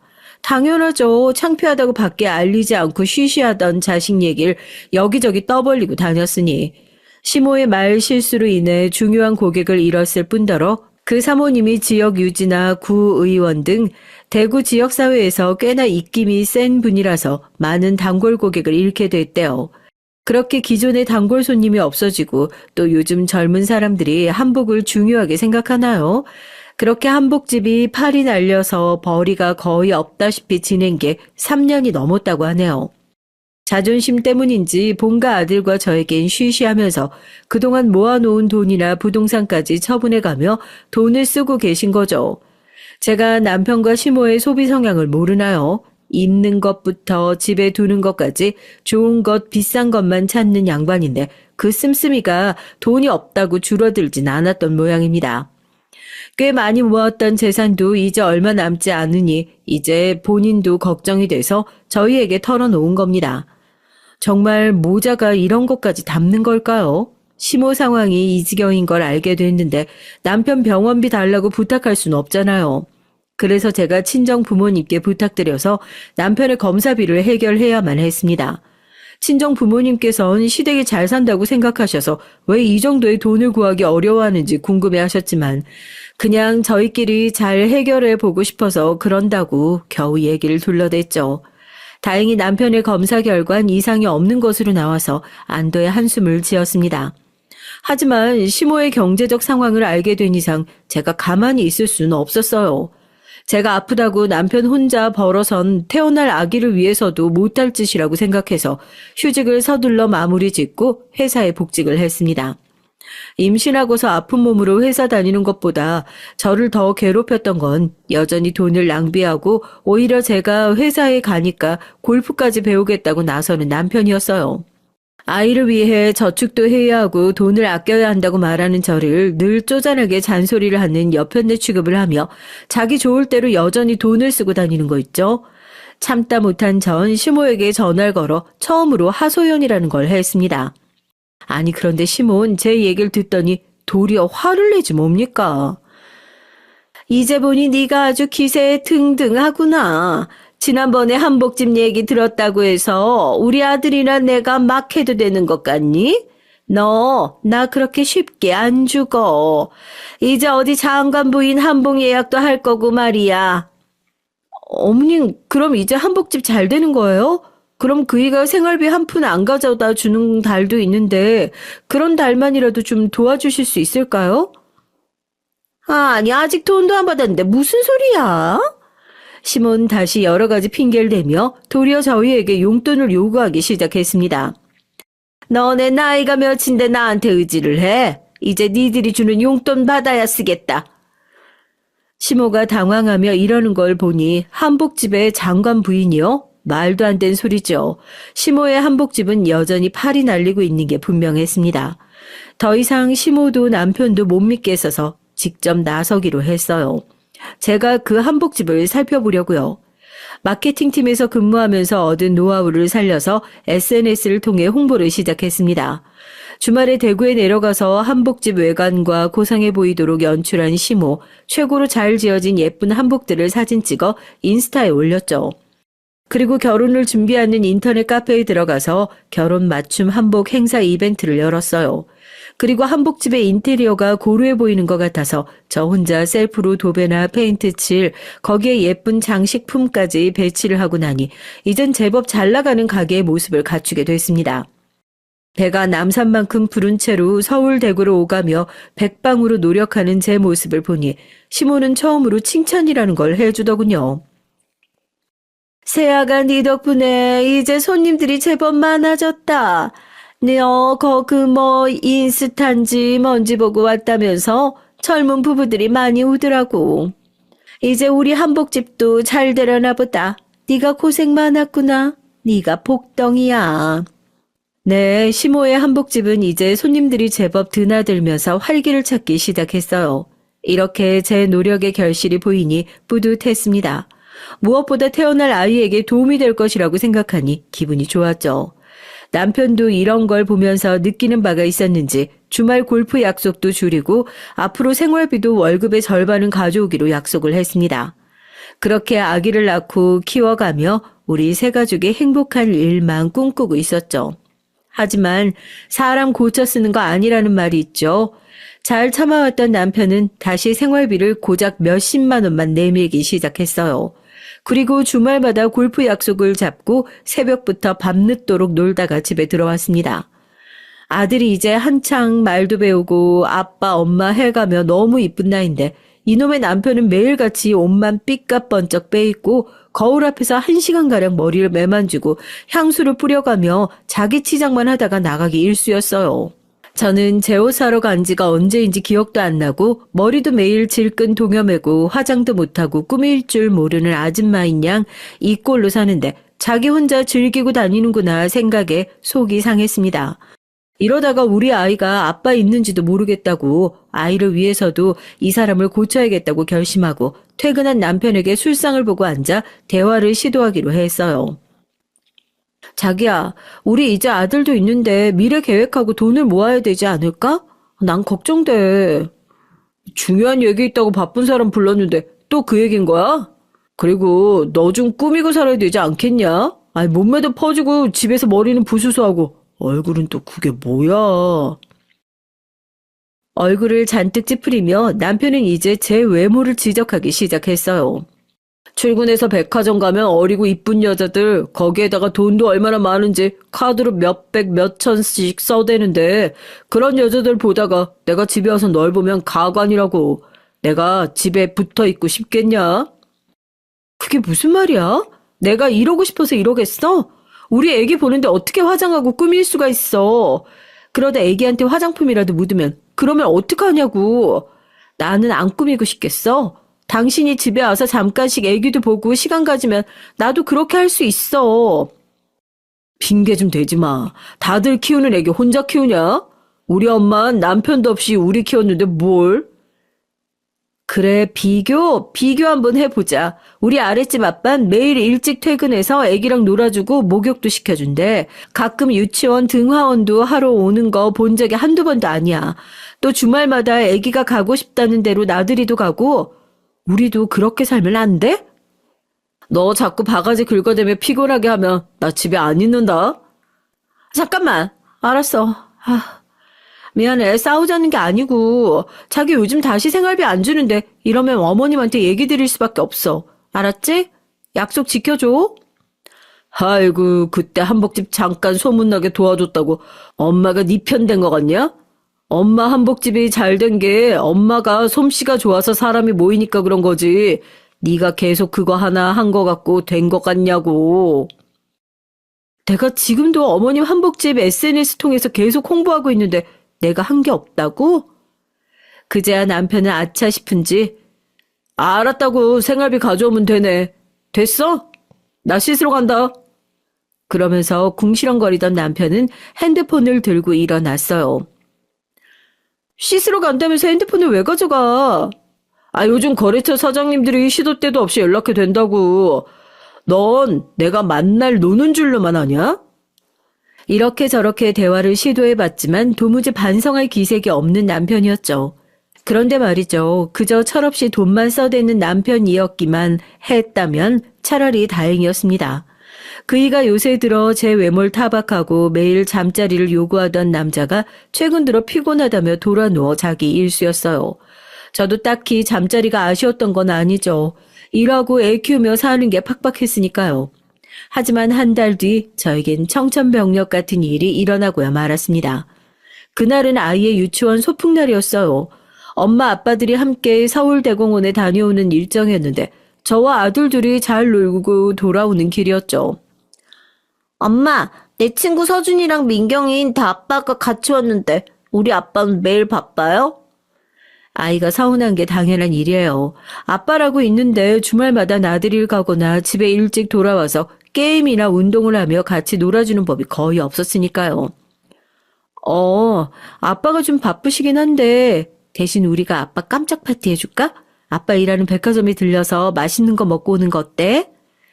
아이는 한박 웃음을 지으며 발걸음이 빨라졌습니다.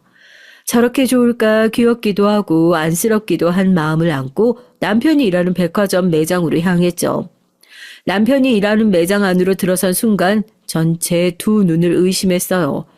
아니 이게 어찌된 일이란 말이죠. 남편이 어떤 여성과 히히덕거리며 함께 쇼핑을 하고 있는 것이었습니다. 그 여성은 단순히 손님이라기엔 너무 친밀하고 가까워 보였어요. 그리고 제 직감은 틀리지 않았습니다. 아이와 제 모습을 확인한 남편은 매우 당황하며 우리 둘을 매장 밖 휴게소로 데려갔어요. 미쳤어? 어디라고 남편 일터에 함부로 와? 아빠, 미안해요. 제가 아빠 보고 싶다고 해서 엄마가 데려오신 거예요. 혼내지 마세요. 다신 안 그럴게요.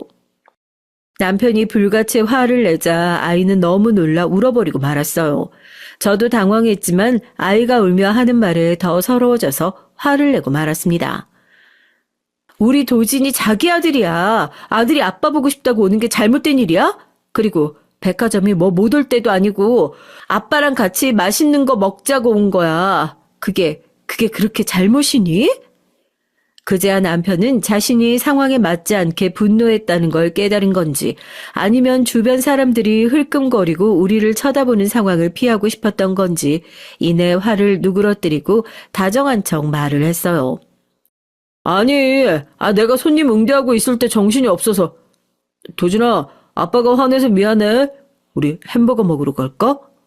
남편은 아이의 눈물을 닦으며 손을 잡고 햄버거 매장으로 향했습니다. 하지만 전 알아채고 말았죠. 아까 남편과 친밀해 보이던 그 손님이 멀리서부터 쭉 우리를 보고 있었다는 걸요. 그리고 햄버거 매장으로 가는 우리를 쳐다보며 알 수 없는 미소를 내비쳤어요. 집에 돌아와서도 전 계속 찜찜했습니다. 남편은 가죽 잡화 매장에서 일하고 있는데 여성 손님이 단골일 가능성도 적어 보이고 그 여자의 옷차림이 자꾸 떠올랐어요. 노란색 파워 숄더 자켓에 흰색 플레어 바지 정장, 웨이브를 길게 늘어뜨리고 수많은 시간공을 들였음이 분명해 보이는 헤어스타일, 보테가 베네타 구두와 가방을 착용하고 있었고 얼굴 화장도 짙고 화려했습니다. 일반적인 여성 같지 않아 보이고 미모가 뛰어난 편은 아니지만 잘 꾸미고 또 부유함을 과시하는 듯한 모양새였죠. 생각해보니 최근에 남편이 저에게 자꾸 외모를 지적한 것이 자꾸 그녀를 두고서 저와 비교한 것 같이 느껴졌어요. 무엇보다 절 괴롭힌 건 그녀가 알 수 없는 미소로 쭉 우리를 관찰하듯 지켜본 것이었습니다. 혼자 고민하다가 전 동네에서 친하게 지내는 친구와 같이 얘기를 하게 됐어요. 제 얘기를 듣던 친구는 처음엔 제 오해일 거라고 걱정 말라고 안심을 시켜줬죠. 그런데 다음날 믿지 못할 사실을 전해 듣게 됩니다. 그 친구가 전화를 해선 서연아, 미안해. 사실 어제 네 얘기 듣고 바로 솔직하게 얘기를 못했어. 네가 너무 놀랄까 봐 말이야. 그리고 나도 그냥 쉽게 할 얘기가 아닌 것 같아서 주변에 물어보고 이렇게 얘기하는 거야. 어렵게 말을 꺼낸 친구의 얘긴 삼류 막장 속 바로 그런 불륜 얘기였습니다. 그 주인공이 바로 제 남편이었던 거죠. 백화점에서 일하는 저희 남편을 아는 사람들은 이미 여러 차례 목격하고 암암리에 소문이 돌았다고 해요. 엄청 화려하게 차려입고 다니는 여자가 매일같이 남편 매장에 놀러와서 놀다 가고 퇴근까지 종종 같이 하는 모습을 목격했다고 하네요. 혹자는 그 여자가 제 남편의 아내인 줄 알았다는 얘기까지 있었습니다. 백화점에서 너무 대놓고 놀아나니까요.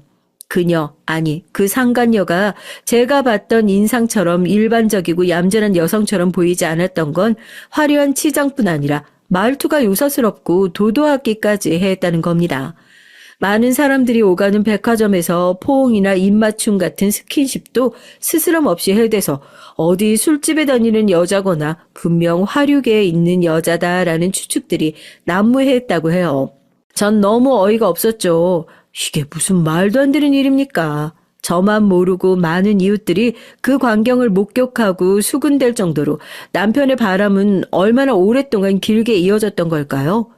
저와 우리 아들을 생각한다면 그렇게 대놓고 바람 피는 건 짐승이나 할 짓 아닌가요? 얘기를 들은 즉시 전 남편에게 문자를 남겼습니다. 오늘 퇴근 후 바로 귀가하기 바람. 아니면 법정에서 만나. 남편이 바람을 들이키고 놀라서 허둥지둥 바로 집에 올 줄 알았던 건 제 첫 번째 착각이었습니다. 남편은 10시가 넘어서야 저녁까지 먹고 여유 있게 현관을 들어오는 게 아니겠어요? 내가 보낸 문자 못 봤어? 봤지. 자기가 무슨 말 할 건지 알겠는데 나 좀 씻고 하면 안 되겠냐? 피곤하네. 피곤하겠지. 여기저기서 여자랑 놀아나니까 피곤도 할 거야. 뭐? 이 사람이 뭘 잘못 먹었나? 무슨 소리야? 나랑 도진이가 자기 매장 갑자기 갔을 때 봤던 그 여자랑 친해 보이던데 그 여자 누구야? 자기랑 바람 피는 게 그 여자 맞지? 무슨 말도 안 되는 소리야. 그분은 VIP 고객이셔. 그분이 우리 매장에서 사는 매출액이 얼마인지는 알아? 내가 겨우 공들이는 손님한테 무슨... 잡았대도 소용없어. 내가 그날만 얼핏 보고 눈치로 이러는 줄 알아? 이미 동네 소문 파다하다고. 자기가 매장에서도 그 여자랑 연애하고 퇴근하고 어디를 매일 같이 가는지 술집 여자 같은 그 여자랑 바람 피는 걸 본 사람이 한둘이 아니라고. 남편은 잠시 아무 말도 못하더니 집을 나가버렸어요.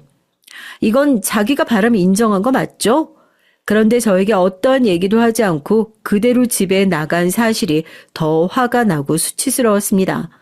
난 아직 물어볼 게 많은데, 할 말이 많은데, 그렇게 남편이 집을 나간 뒤 며칠을 돌아오질 않았어요. 저는 그 며칠 동안 지옥을 경험했습니다. 해명도 하고 반성도 하고 그래야 할 사람이 도리어 잠수를 타버리니 답답했어요. 답답한 마음에 일하는 매장에 갈까 하다가 거기에서 또 여자를 만난다면 전 참지 못하고 정말 막장 드라마처럼 그냥과 남편 다 머리채 잡고 악다구니 쓰고 말 것 같았죠. 하지만 남편이 일하는 중요한 곳에서 그럴 수는 없잖아요. 게다가 또 그런 일이 사람들 입에 오르내리는 것이 두렵고 우리 아이 귀에까지 들어갈까 무서웠습니다. 남편은 3일이 지나서 일요일 저녁이 돼서야 집에 들어왔어요. 잠깐 이리 와봐. 할 얘기가 있어. 집에 돌아온 남편이 추레하고 힘든 모습으로 저에게 잘못을 빌며 올 줄 알았던 건 저희 두 번째 착각이었습니다. 내가 이 얘기를 어떻게 해야 할지 모르겠는데 근데 뭐 질질 끌어봐야 너만 상처받을 테고 동네에도 이미 알 사람은 안다며 빨리 해결 보는 게 좋겠다는 생각이 드네. 지금 무슨 말 하려는 거야, 자기? 이제 난 네 자기 안 할란다. 진짜 이상형인 여자를 딱 만나버렸거든. 그동안 우리 아들도 키워주고 잘 살아왔던 건 고마운데 이제 내 마음이 떠나버렸어. 그 대단한 여자에게 말이야. 이 남자 말하는 도중 그 여자가 떠올랐는지 잠깐 웃고는 말을 이어갔습니다. 그 여자가 뭐 술집? 참네. 야, 네가 감히 따라도 못 갈, 그런 스펙을 가진 여자야. 어디다 대고 동네 사람들이 수군대는지 모르겠네. 남편의 설명에 따르면 그녀, 아니 그 상간녀는 서울 그 중에서도 청담동에서 태어나 청담 중학교까지 다니다가 일본으로 유학을 갔다고 해요. 그리고 일본에서 대학까지 마친 재원이라는 말이죠. 나이는 저랑 비슷한데 지금 삼성동에 있는 유명한 광고회사에 다니고 있다며 능력이 대단하다고 합니다. 저도 아이 낳고 경력 단절이 아니었다면 꽤 괜찮은 회사를 다니고 있을 사람이었는데 말이죠. 능력 없는 지 만나서 지금은 온라인 홍보 프리랜서로 일할 수밖에 없는 제 신세가 원통했습니다. 나도 결혼하지 않고 회사 다녔다면 상간녀 부럽지 않았을 텐데. 그뿐 아니야. 네가 봐서 알겠지만 그녀 패션 좀 봐봐라. 여자가 딱 그래야지 패션 감각도 살아있고 물론 돈도 좀 있어야 가능한 일이지만 자기 60억짜리 통장 본 적 있어? 그녀가 나에게 보여주더라고. 부모님이 주신 재산 몇 억 받은 걸로 투자를 얼마나 잘했는지 부동산뿐만 아니라 통장에 60억이 찍혀 있더라니까. 대단하지 않아?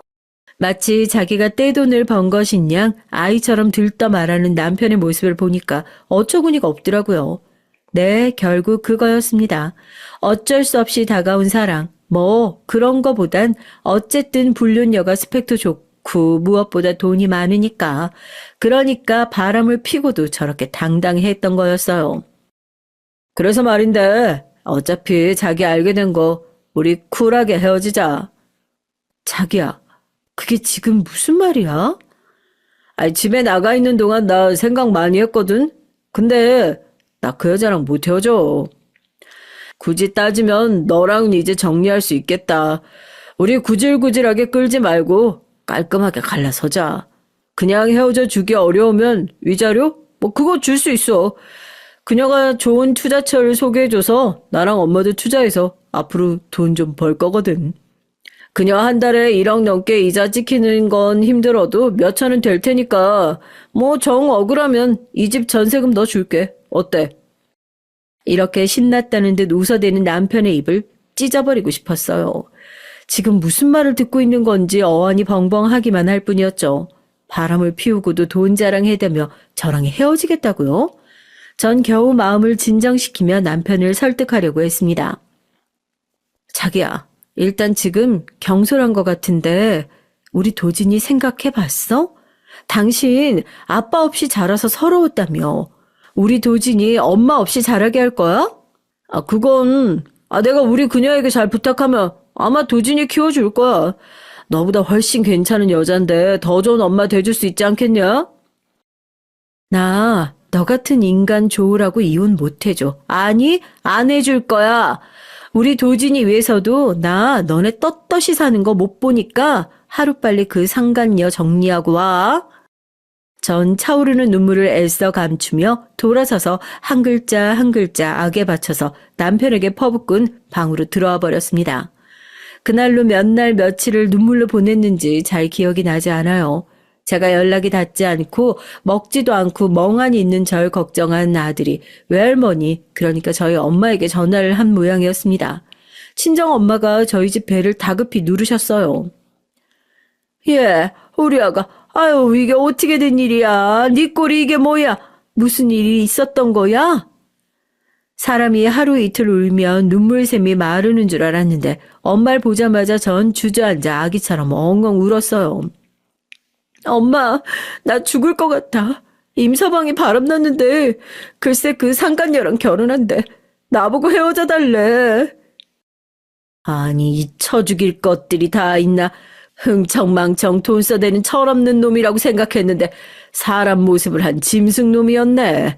걱정 마. 네가 왜 이혼을 해? 그러다가 정신 차리고 돌아올 거야. 이 못돼 먹은 놈 같으니라고. 아니, 아들놈이 이러고 다니는 거 지혜미는 안다니? 사부인 말이야.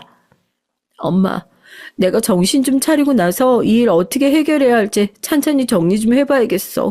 시어머니한테도 알려야지. 자기가 그렇게 존중하는 자기 엄마가 설득하면 좀 마음 돌리겠지? 그럼 당연하지. 아들이 불륜 저지르고 다니는 거 알면 사부인이 잘 설득하지 않겠니? 아유, 내 아들놈이었으면 다리랑 그냥 거기 다 분질러 버리는 건데 그냥. 엄마도 참. 엄마의 농담에 전 참으로 오랜만에 웃었습니다. 하지만 그건 저의 마지막 착각이었어요. 며칠 뒤 시모가 저희 집에 찾아왔습니다. 어머님, 어떻게 연락도 없이 갑자기 오셨어요? 혹시 그이 소식 듣고 오신 거예요? 그래, 우리 손자는 집에 없니? 유치원 갔지? 네, 지금 유치원에 있을 시간이에요. 잠깐 무슨 차라도. 글쎄다, 너랑 이제 차 마시며 얘기하긴 어려울 것 같은데. 바람핀 아들 때문에 저 볼 낯이 없단 얘긴 줄로 생각하고 전 시모가 와준 게 고마웠어요. 어머님 별 말씀 다 하세요. 어머님께서 이제 그이 마음만 돌려놔 주세요. 그게 무슨 말이냐? 난 너한테 할 얘기가 있어서 온 거야. 네? 이후 시몬 귀를 의심할 만한 충격적인 얘기를 시작했습니다. 우리 아들이 얼마 전에 자기가 새로 사귄 여자가 있다고 하면서 대구에 내려와서 보여주고 싶다고 하더라. 처음엔 나도 반대했지. 결혼한 놈이 무슨 소린가 했어 내가. 그런데 그 애를 직접 보고 나니까 우리 아들이 허투루 본 건 아니구나 싶었다. 애가 아주 똑부러지고 능력도 있는 게 그렇게 아들이 부르짖던 멋진 서울 여성이더라고. 내가 또 동양의복 패션업계에 있어봐서 그 아이가 입은 모습만 봐도 잘 교육받고 좋은 집안에서 티 없이 자란 그런 아이인지 알겠더란 말이지. 잠깐만요. 어머님 지금 무슨 말씀하고 계신 거예요? 아들의 불륜 상간녀를 지금 칭찬하시는 건가요? 뭐 네가 서운해도 하는 수 없지만 내가 또 없는 말은 못하겠고 하니 제대로 얘기를 해주는 거야. 또 우리 한복집 보며 사업 조언도 해주고 괜찮은 투자처도 소개해주면서 그러다 보니 애가 참 괜찮은 게 부인할 수 없는 사실이고. 아유, 나도 이혼은 좀 못한데 어쩌겠니? 자식 이기는 부모 없다고 그렇게 이혼하고 그 아가씨와 결혼하겠다는 걸 내가 무슨 수로 말리겠어? 아니, 그럼 지금 어머님이 저희 집에 찾아오셔서 하신 말씀이라는 게 그래, 그냥 깔끔하게, 요새 말로 쿨하게, 응? 갈라서. 어머니, 저 정말 그이나 어머님께도 마음을 다해서 잘해드렸잖아요. 우리 아이가 아빠는 왜 주말마다 없냐고 울고불고 해도 저 그이가 좋아하는 골프나 취미 모임 다 이해하고 제 할 도리 다 하면서 우리 가정 정말 잘 지켜왔거든요. 우리 아이 애비 없는 애 만들기 싫어서요. 그런데 이제 와서 어머니까지 그 상간녀를 싸고 두시는 거예요? 아니 얘가 너 말 참 싹퉁머리 없이 한다. 네가 말한 일들 어느 집 며느리들은 안 한다니? 다 돈 벌고 직장 생활하면서 집안 간수 잘하는 다른 집 며느리들이 얼마나 많은데. 우리 교회 권사님들이 매주 자기네 며느리 자랑을 해. 여자가 남편 뒷바라지하고 애 키우고 집안 건사하는 게 무슨 대단한 일이라고 이러는지 모르겠네. 그런 말이 아니잖아요. 어머니 한복집 잊으셨어요? 거기 제가 살려드린 거잖아요. 제가 그렇게 대구 내려가서 주변 친인척, 지인들 다 연결해드리고 서울에서도 SNS 맨날 관리하며 홍보한 덕에 문 닫을 뻔했던 거 잊으셨어요? 아니 그걸 떠나서 어머니까지 왜 저한테 조용히 이혼하라고 하시는 거예요? 애초에 바람난 그이 혼도 내주시고 정신 차리라고 해주셔야죠. 어머님 친손자가 이걸 알면 너 도진이한테 이런 얘기 조금이라도 흘렸다가는 가만 안 둬? 우리 핏줄이야 도진이는 더 잘난 새엄마 만나는 거니까 교육상 나쁠 거 없다. 너만 조용히 빠지면 모두가 만사형통인 거야. 이제 보니 너 돈 때문이니? 돈 때문이구나. 알았어. 거하게 챙겨줄 테니까 그거나 받고 사라지면 돼. 아이고, 입 아프다. 아니, 얘는 왜 이런 상스러운 대화를 하게 만드는 거야? 네가 하도 이혼 도장 못 찍는다며 버틴다고 우리 아들이랑 새아가가 부탁해서 내가 서울까지 올라온 거니까 그런 줄 알고 너 하루빨리 정리해. 네가 그렇게 좋아하는 돈 줄 테니까 말이야. 저를 돈에 미친 여자로 몰아가는 말에 너무 억울해서 시모에게 눈을 치켜뜨고서 말을 했습니다. 어머니, 말씀은 바로 하셔야죠. 지금 그 상간녀 돈 보고 넘어간 사람은 어머니가 그이잖아요. 너 이렇게 독한 애였니? 가시나가 조신하고 얌전하게 보여서 가진 거 별로 없어도 내 결혼 허락을 했다만 이제 보니까 아주 요망하고 여우 같은 년이었네. 내가 널 배려해서 이 얘기까지는 안 하려고 하는데 하는 수 없지. 새아가 애기 가졌단다. 우리 핏줄 말이야. 내가 지금 무슨 소리를 들은 거지? 전 믿을 수 없는 소리를 들었습니다. 네? 아니 그게 무슨... 그치, 네가 봐도 이제 할 말 없지? 모든 상황이 네가 조용히 이혼해주고 우리 애들이 새 가정 꾸리는데 지장 안 줘야 되지 않겠니?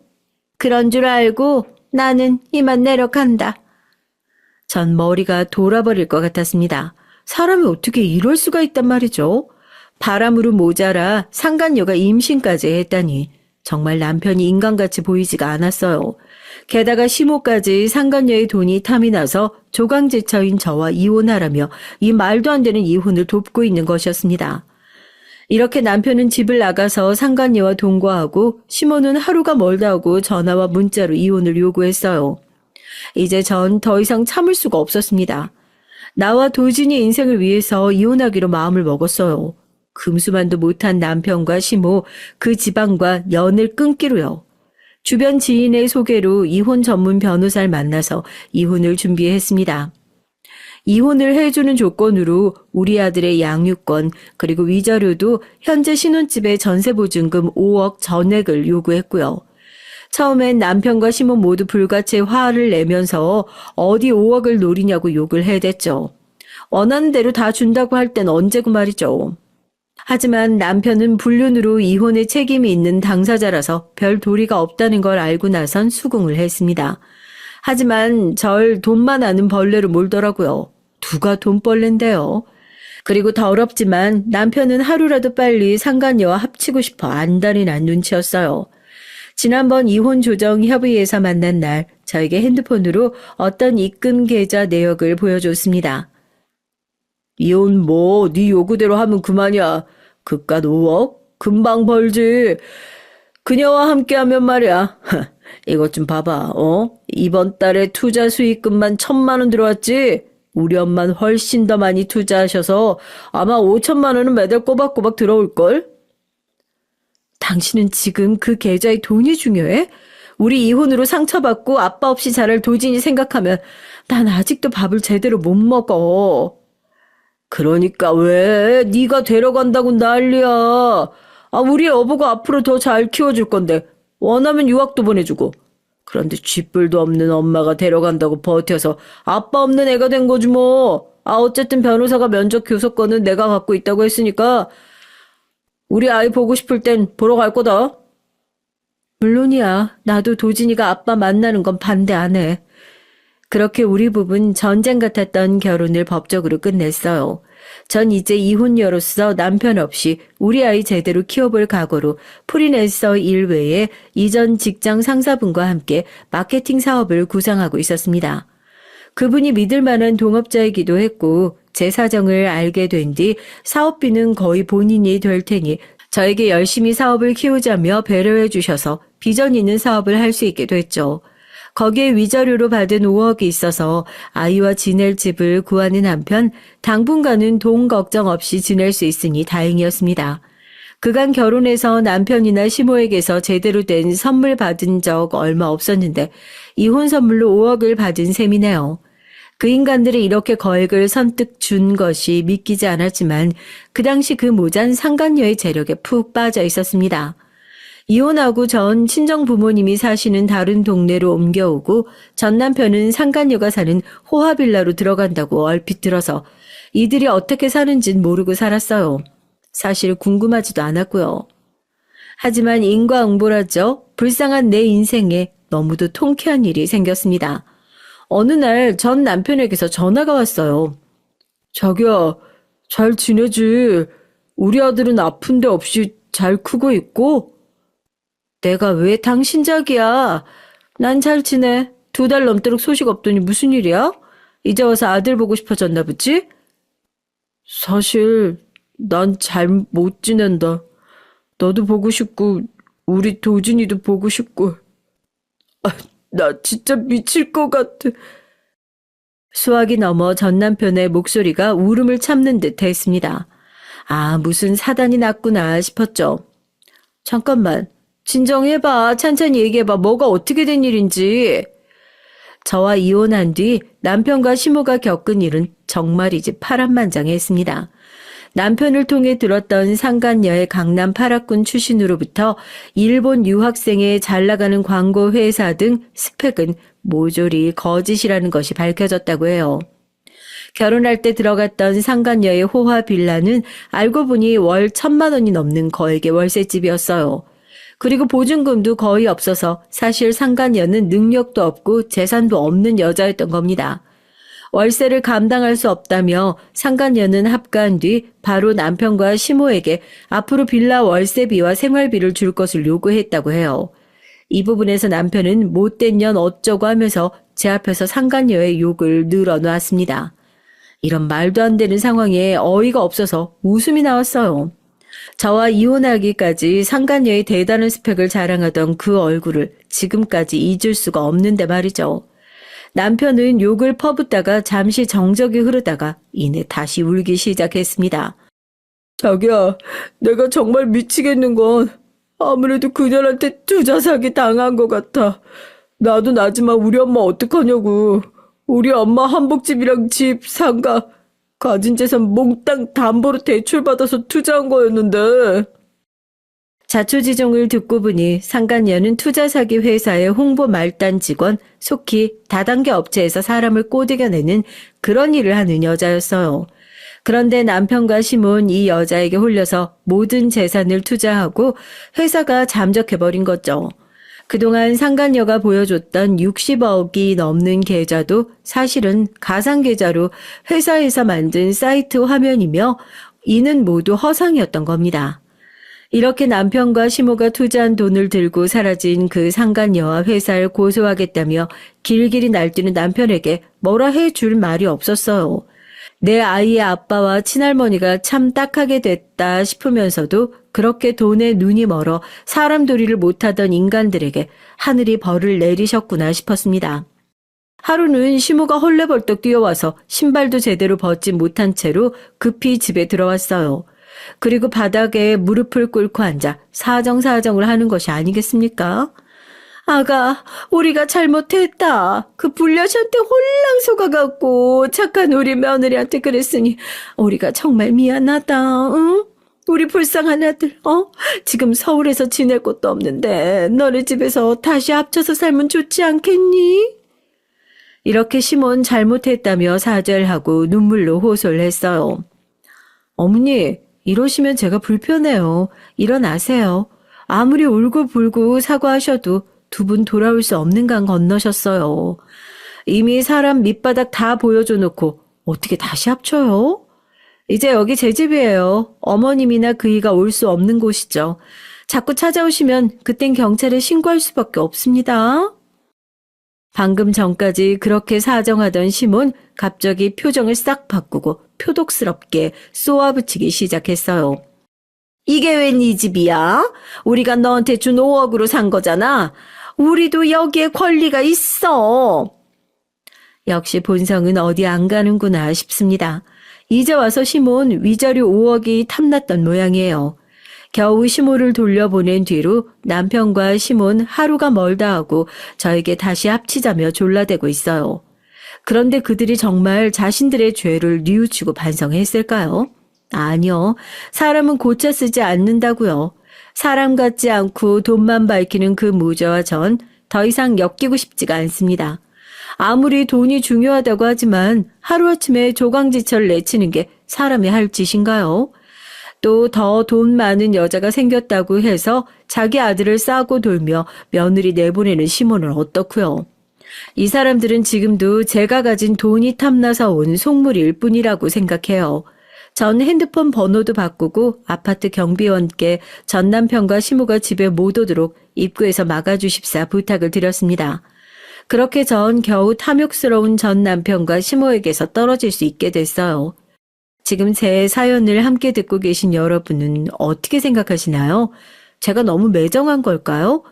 혹시 저에게 주실 조언이 있으시면 댓글로 남겨주시고 비슷한 고민을 하고 계신 분이 있으시다면 응원해드리고 싶네요. 지금까지 제 사연 봐주셔서 감사드립니다.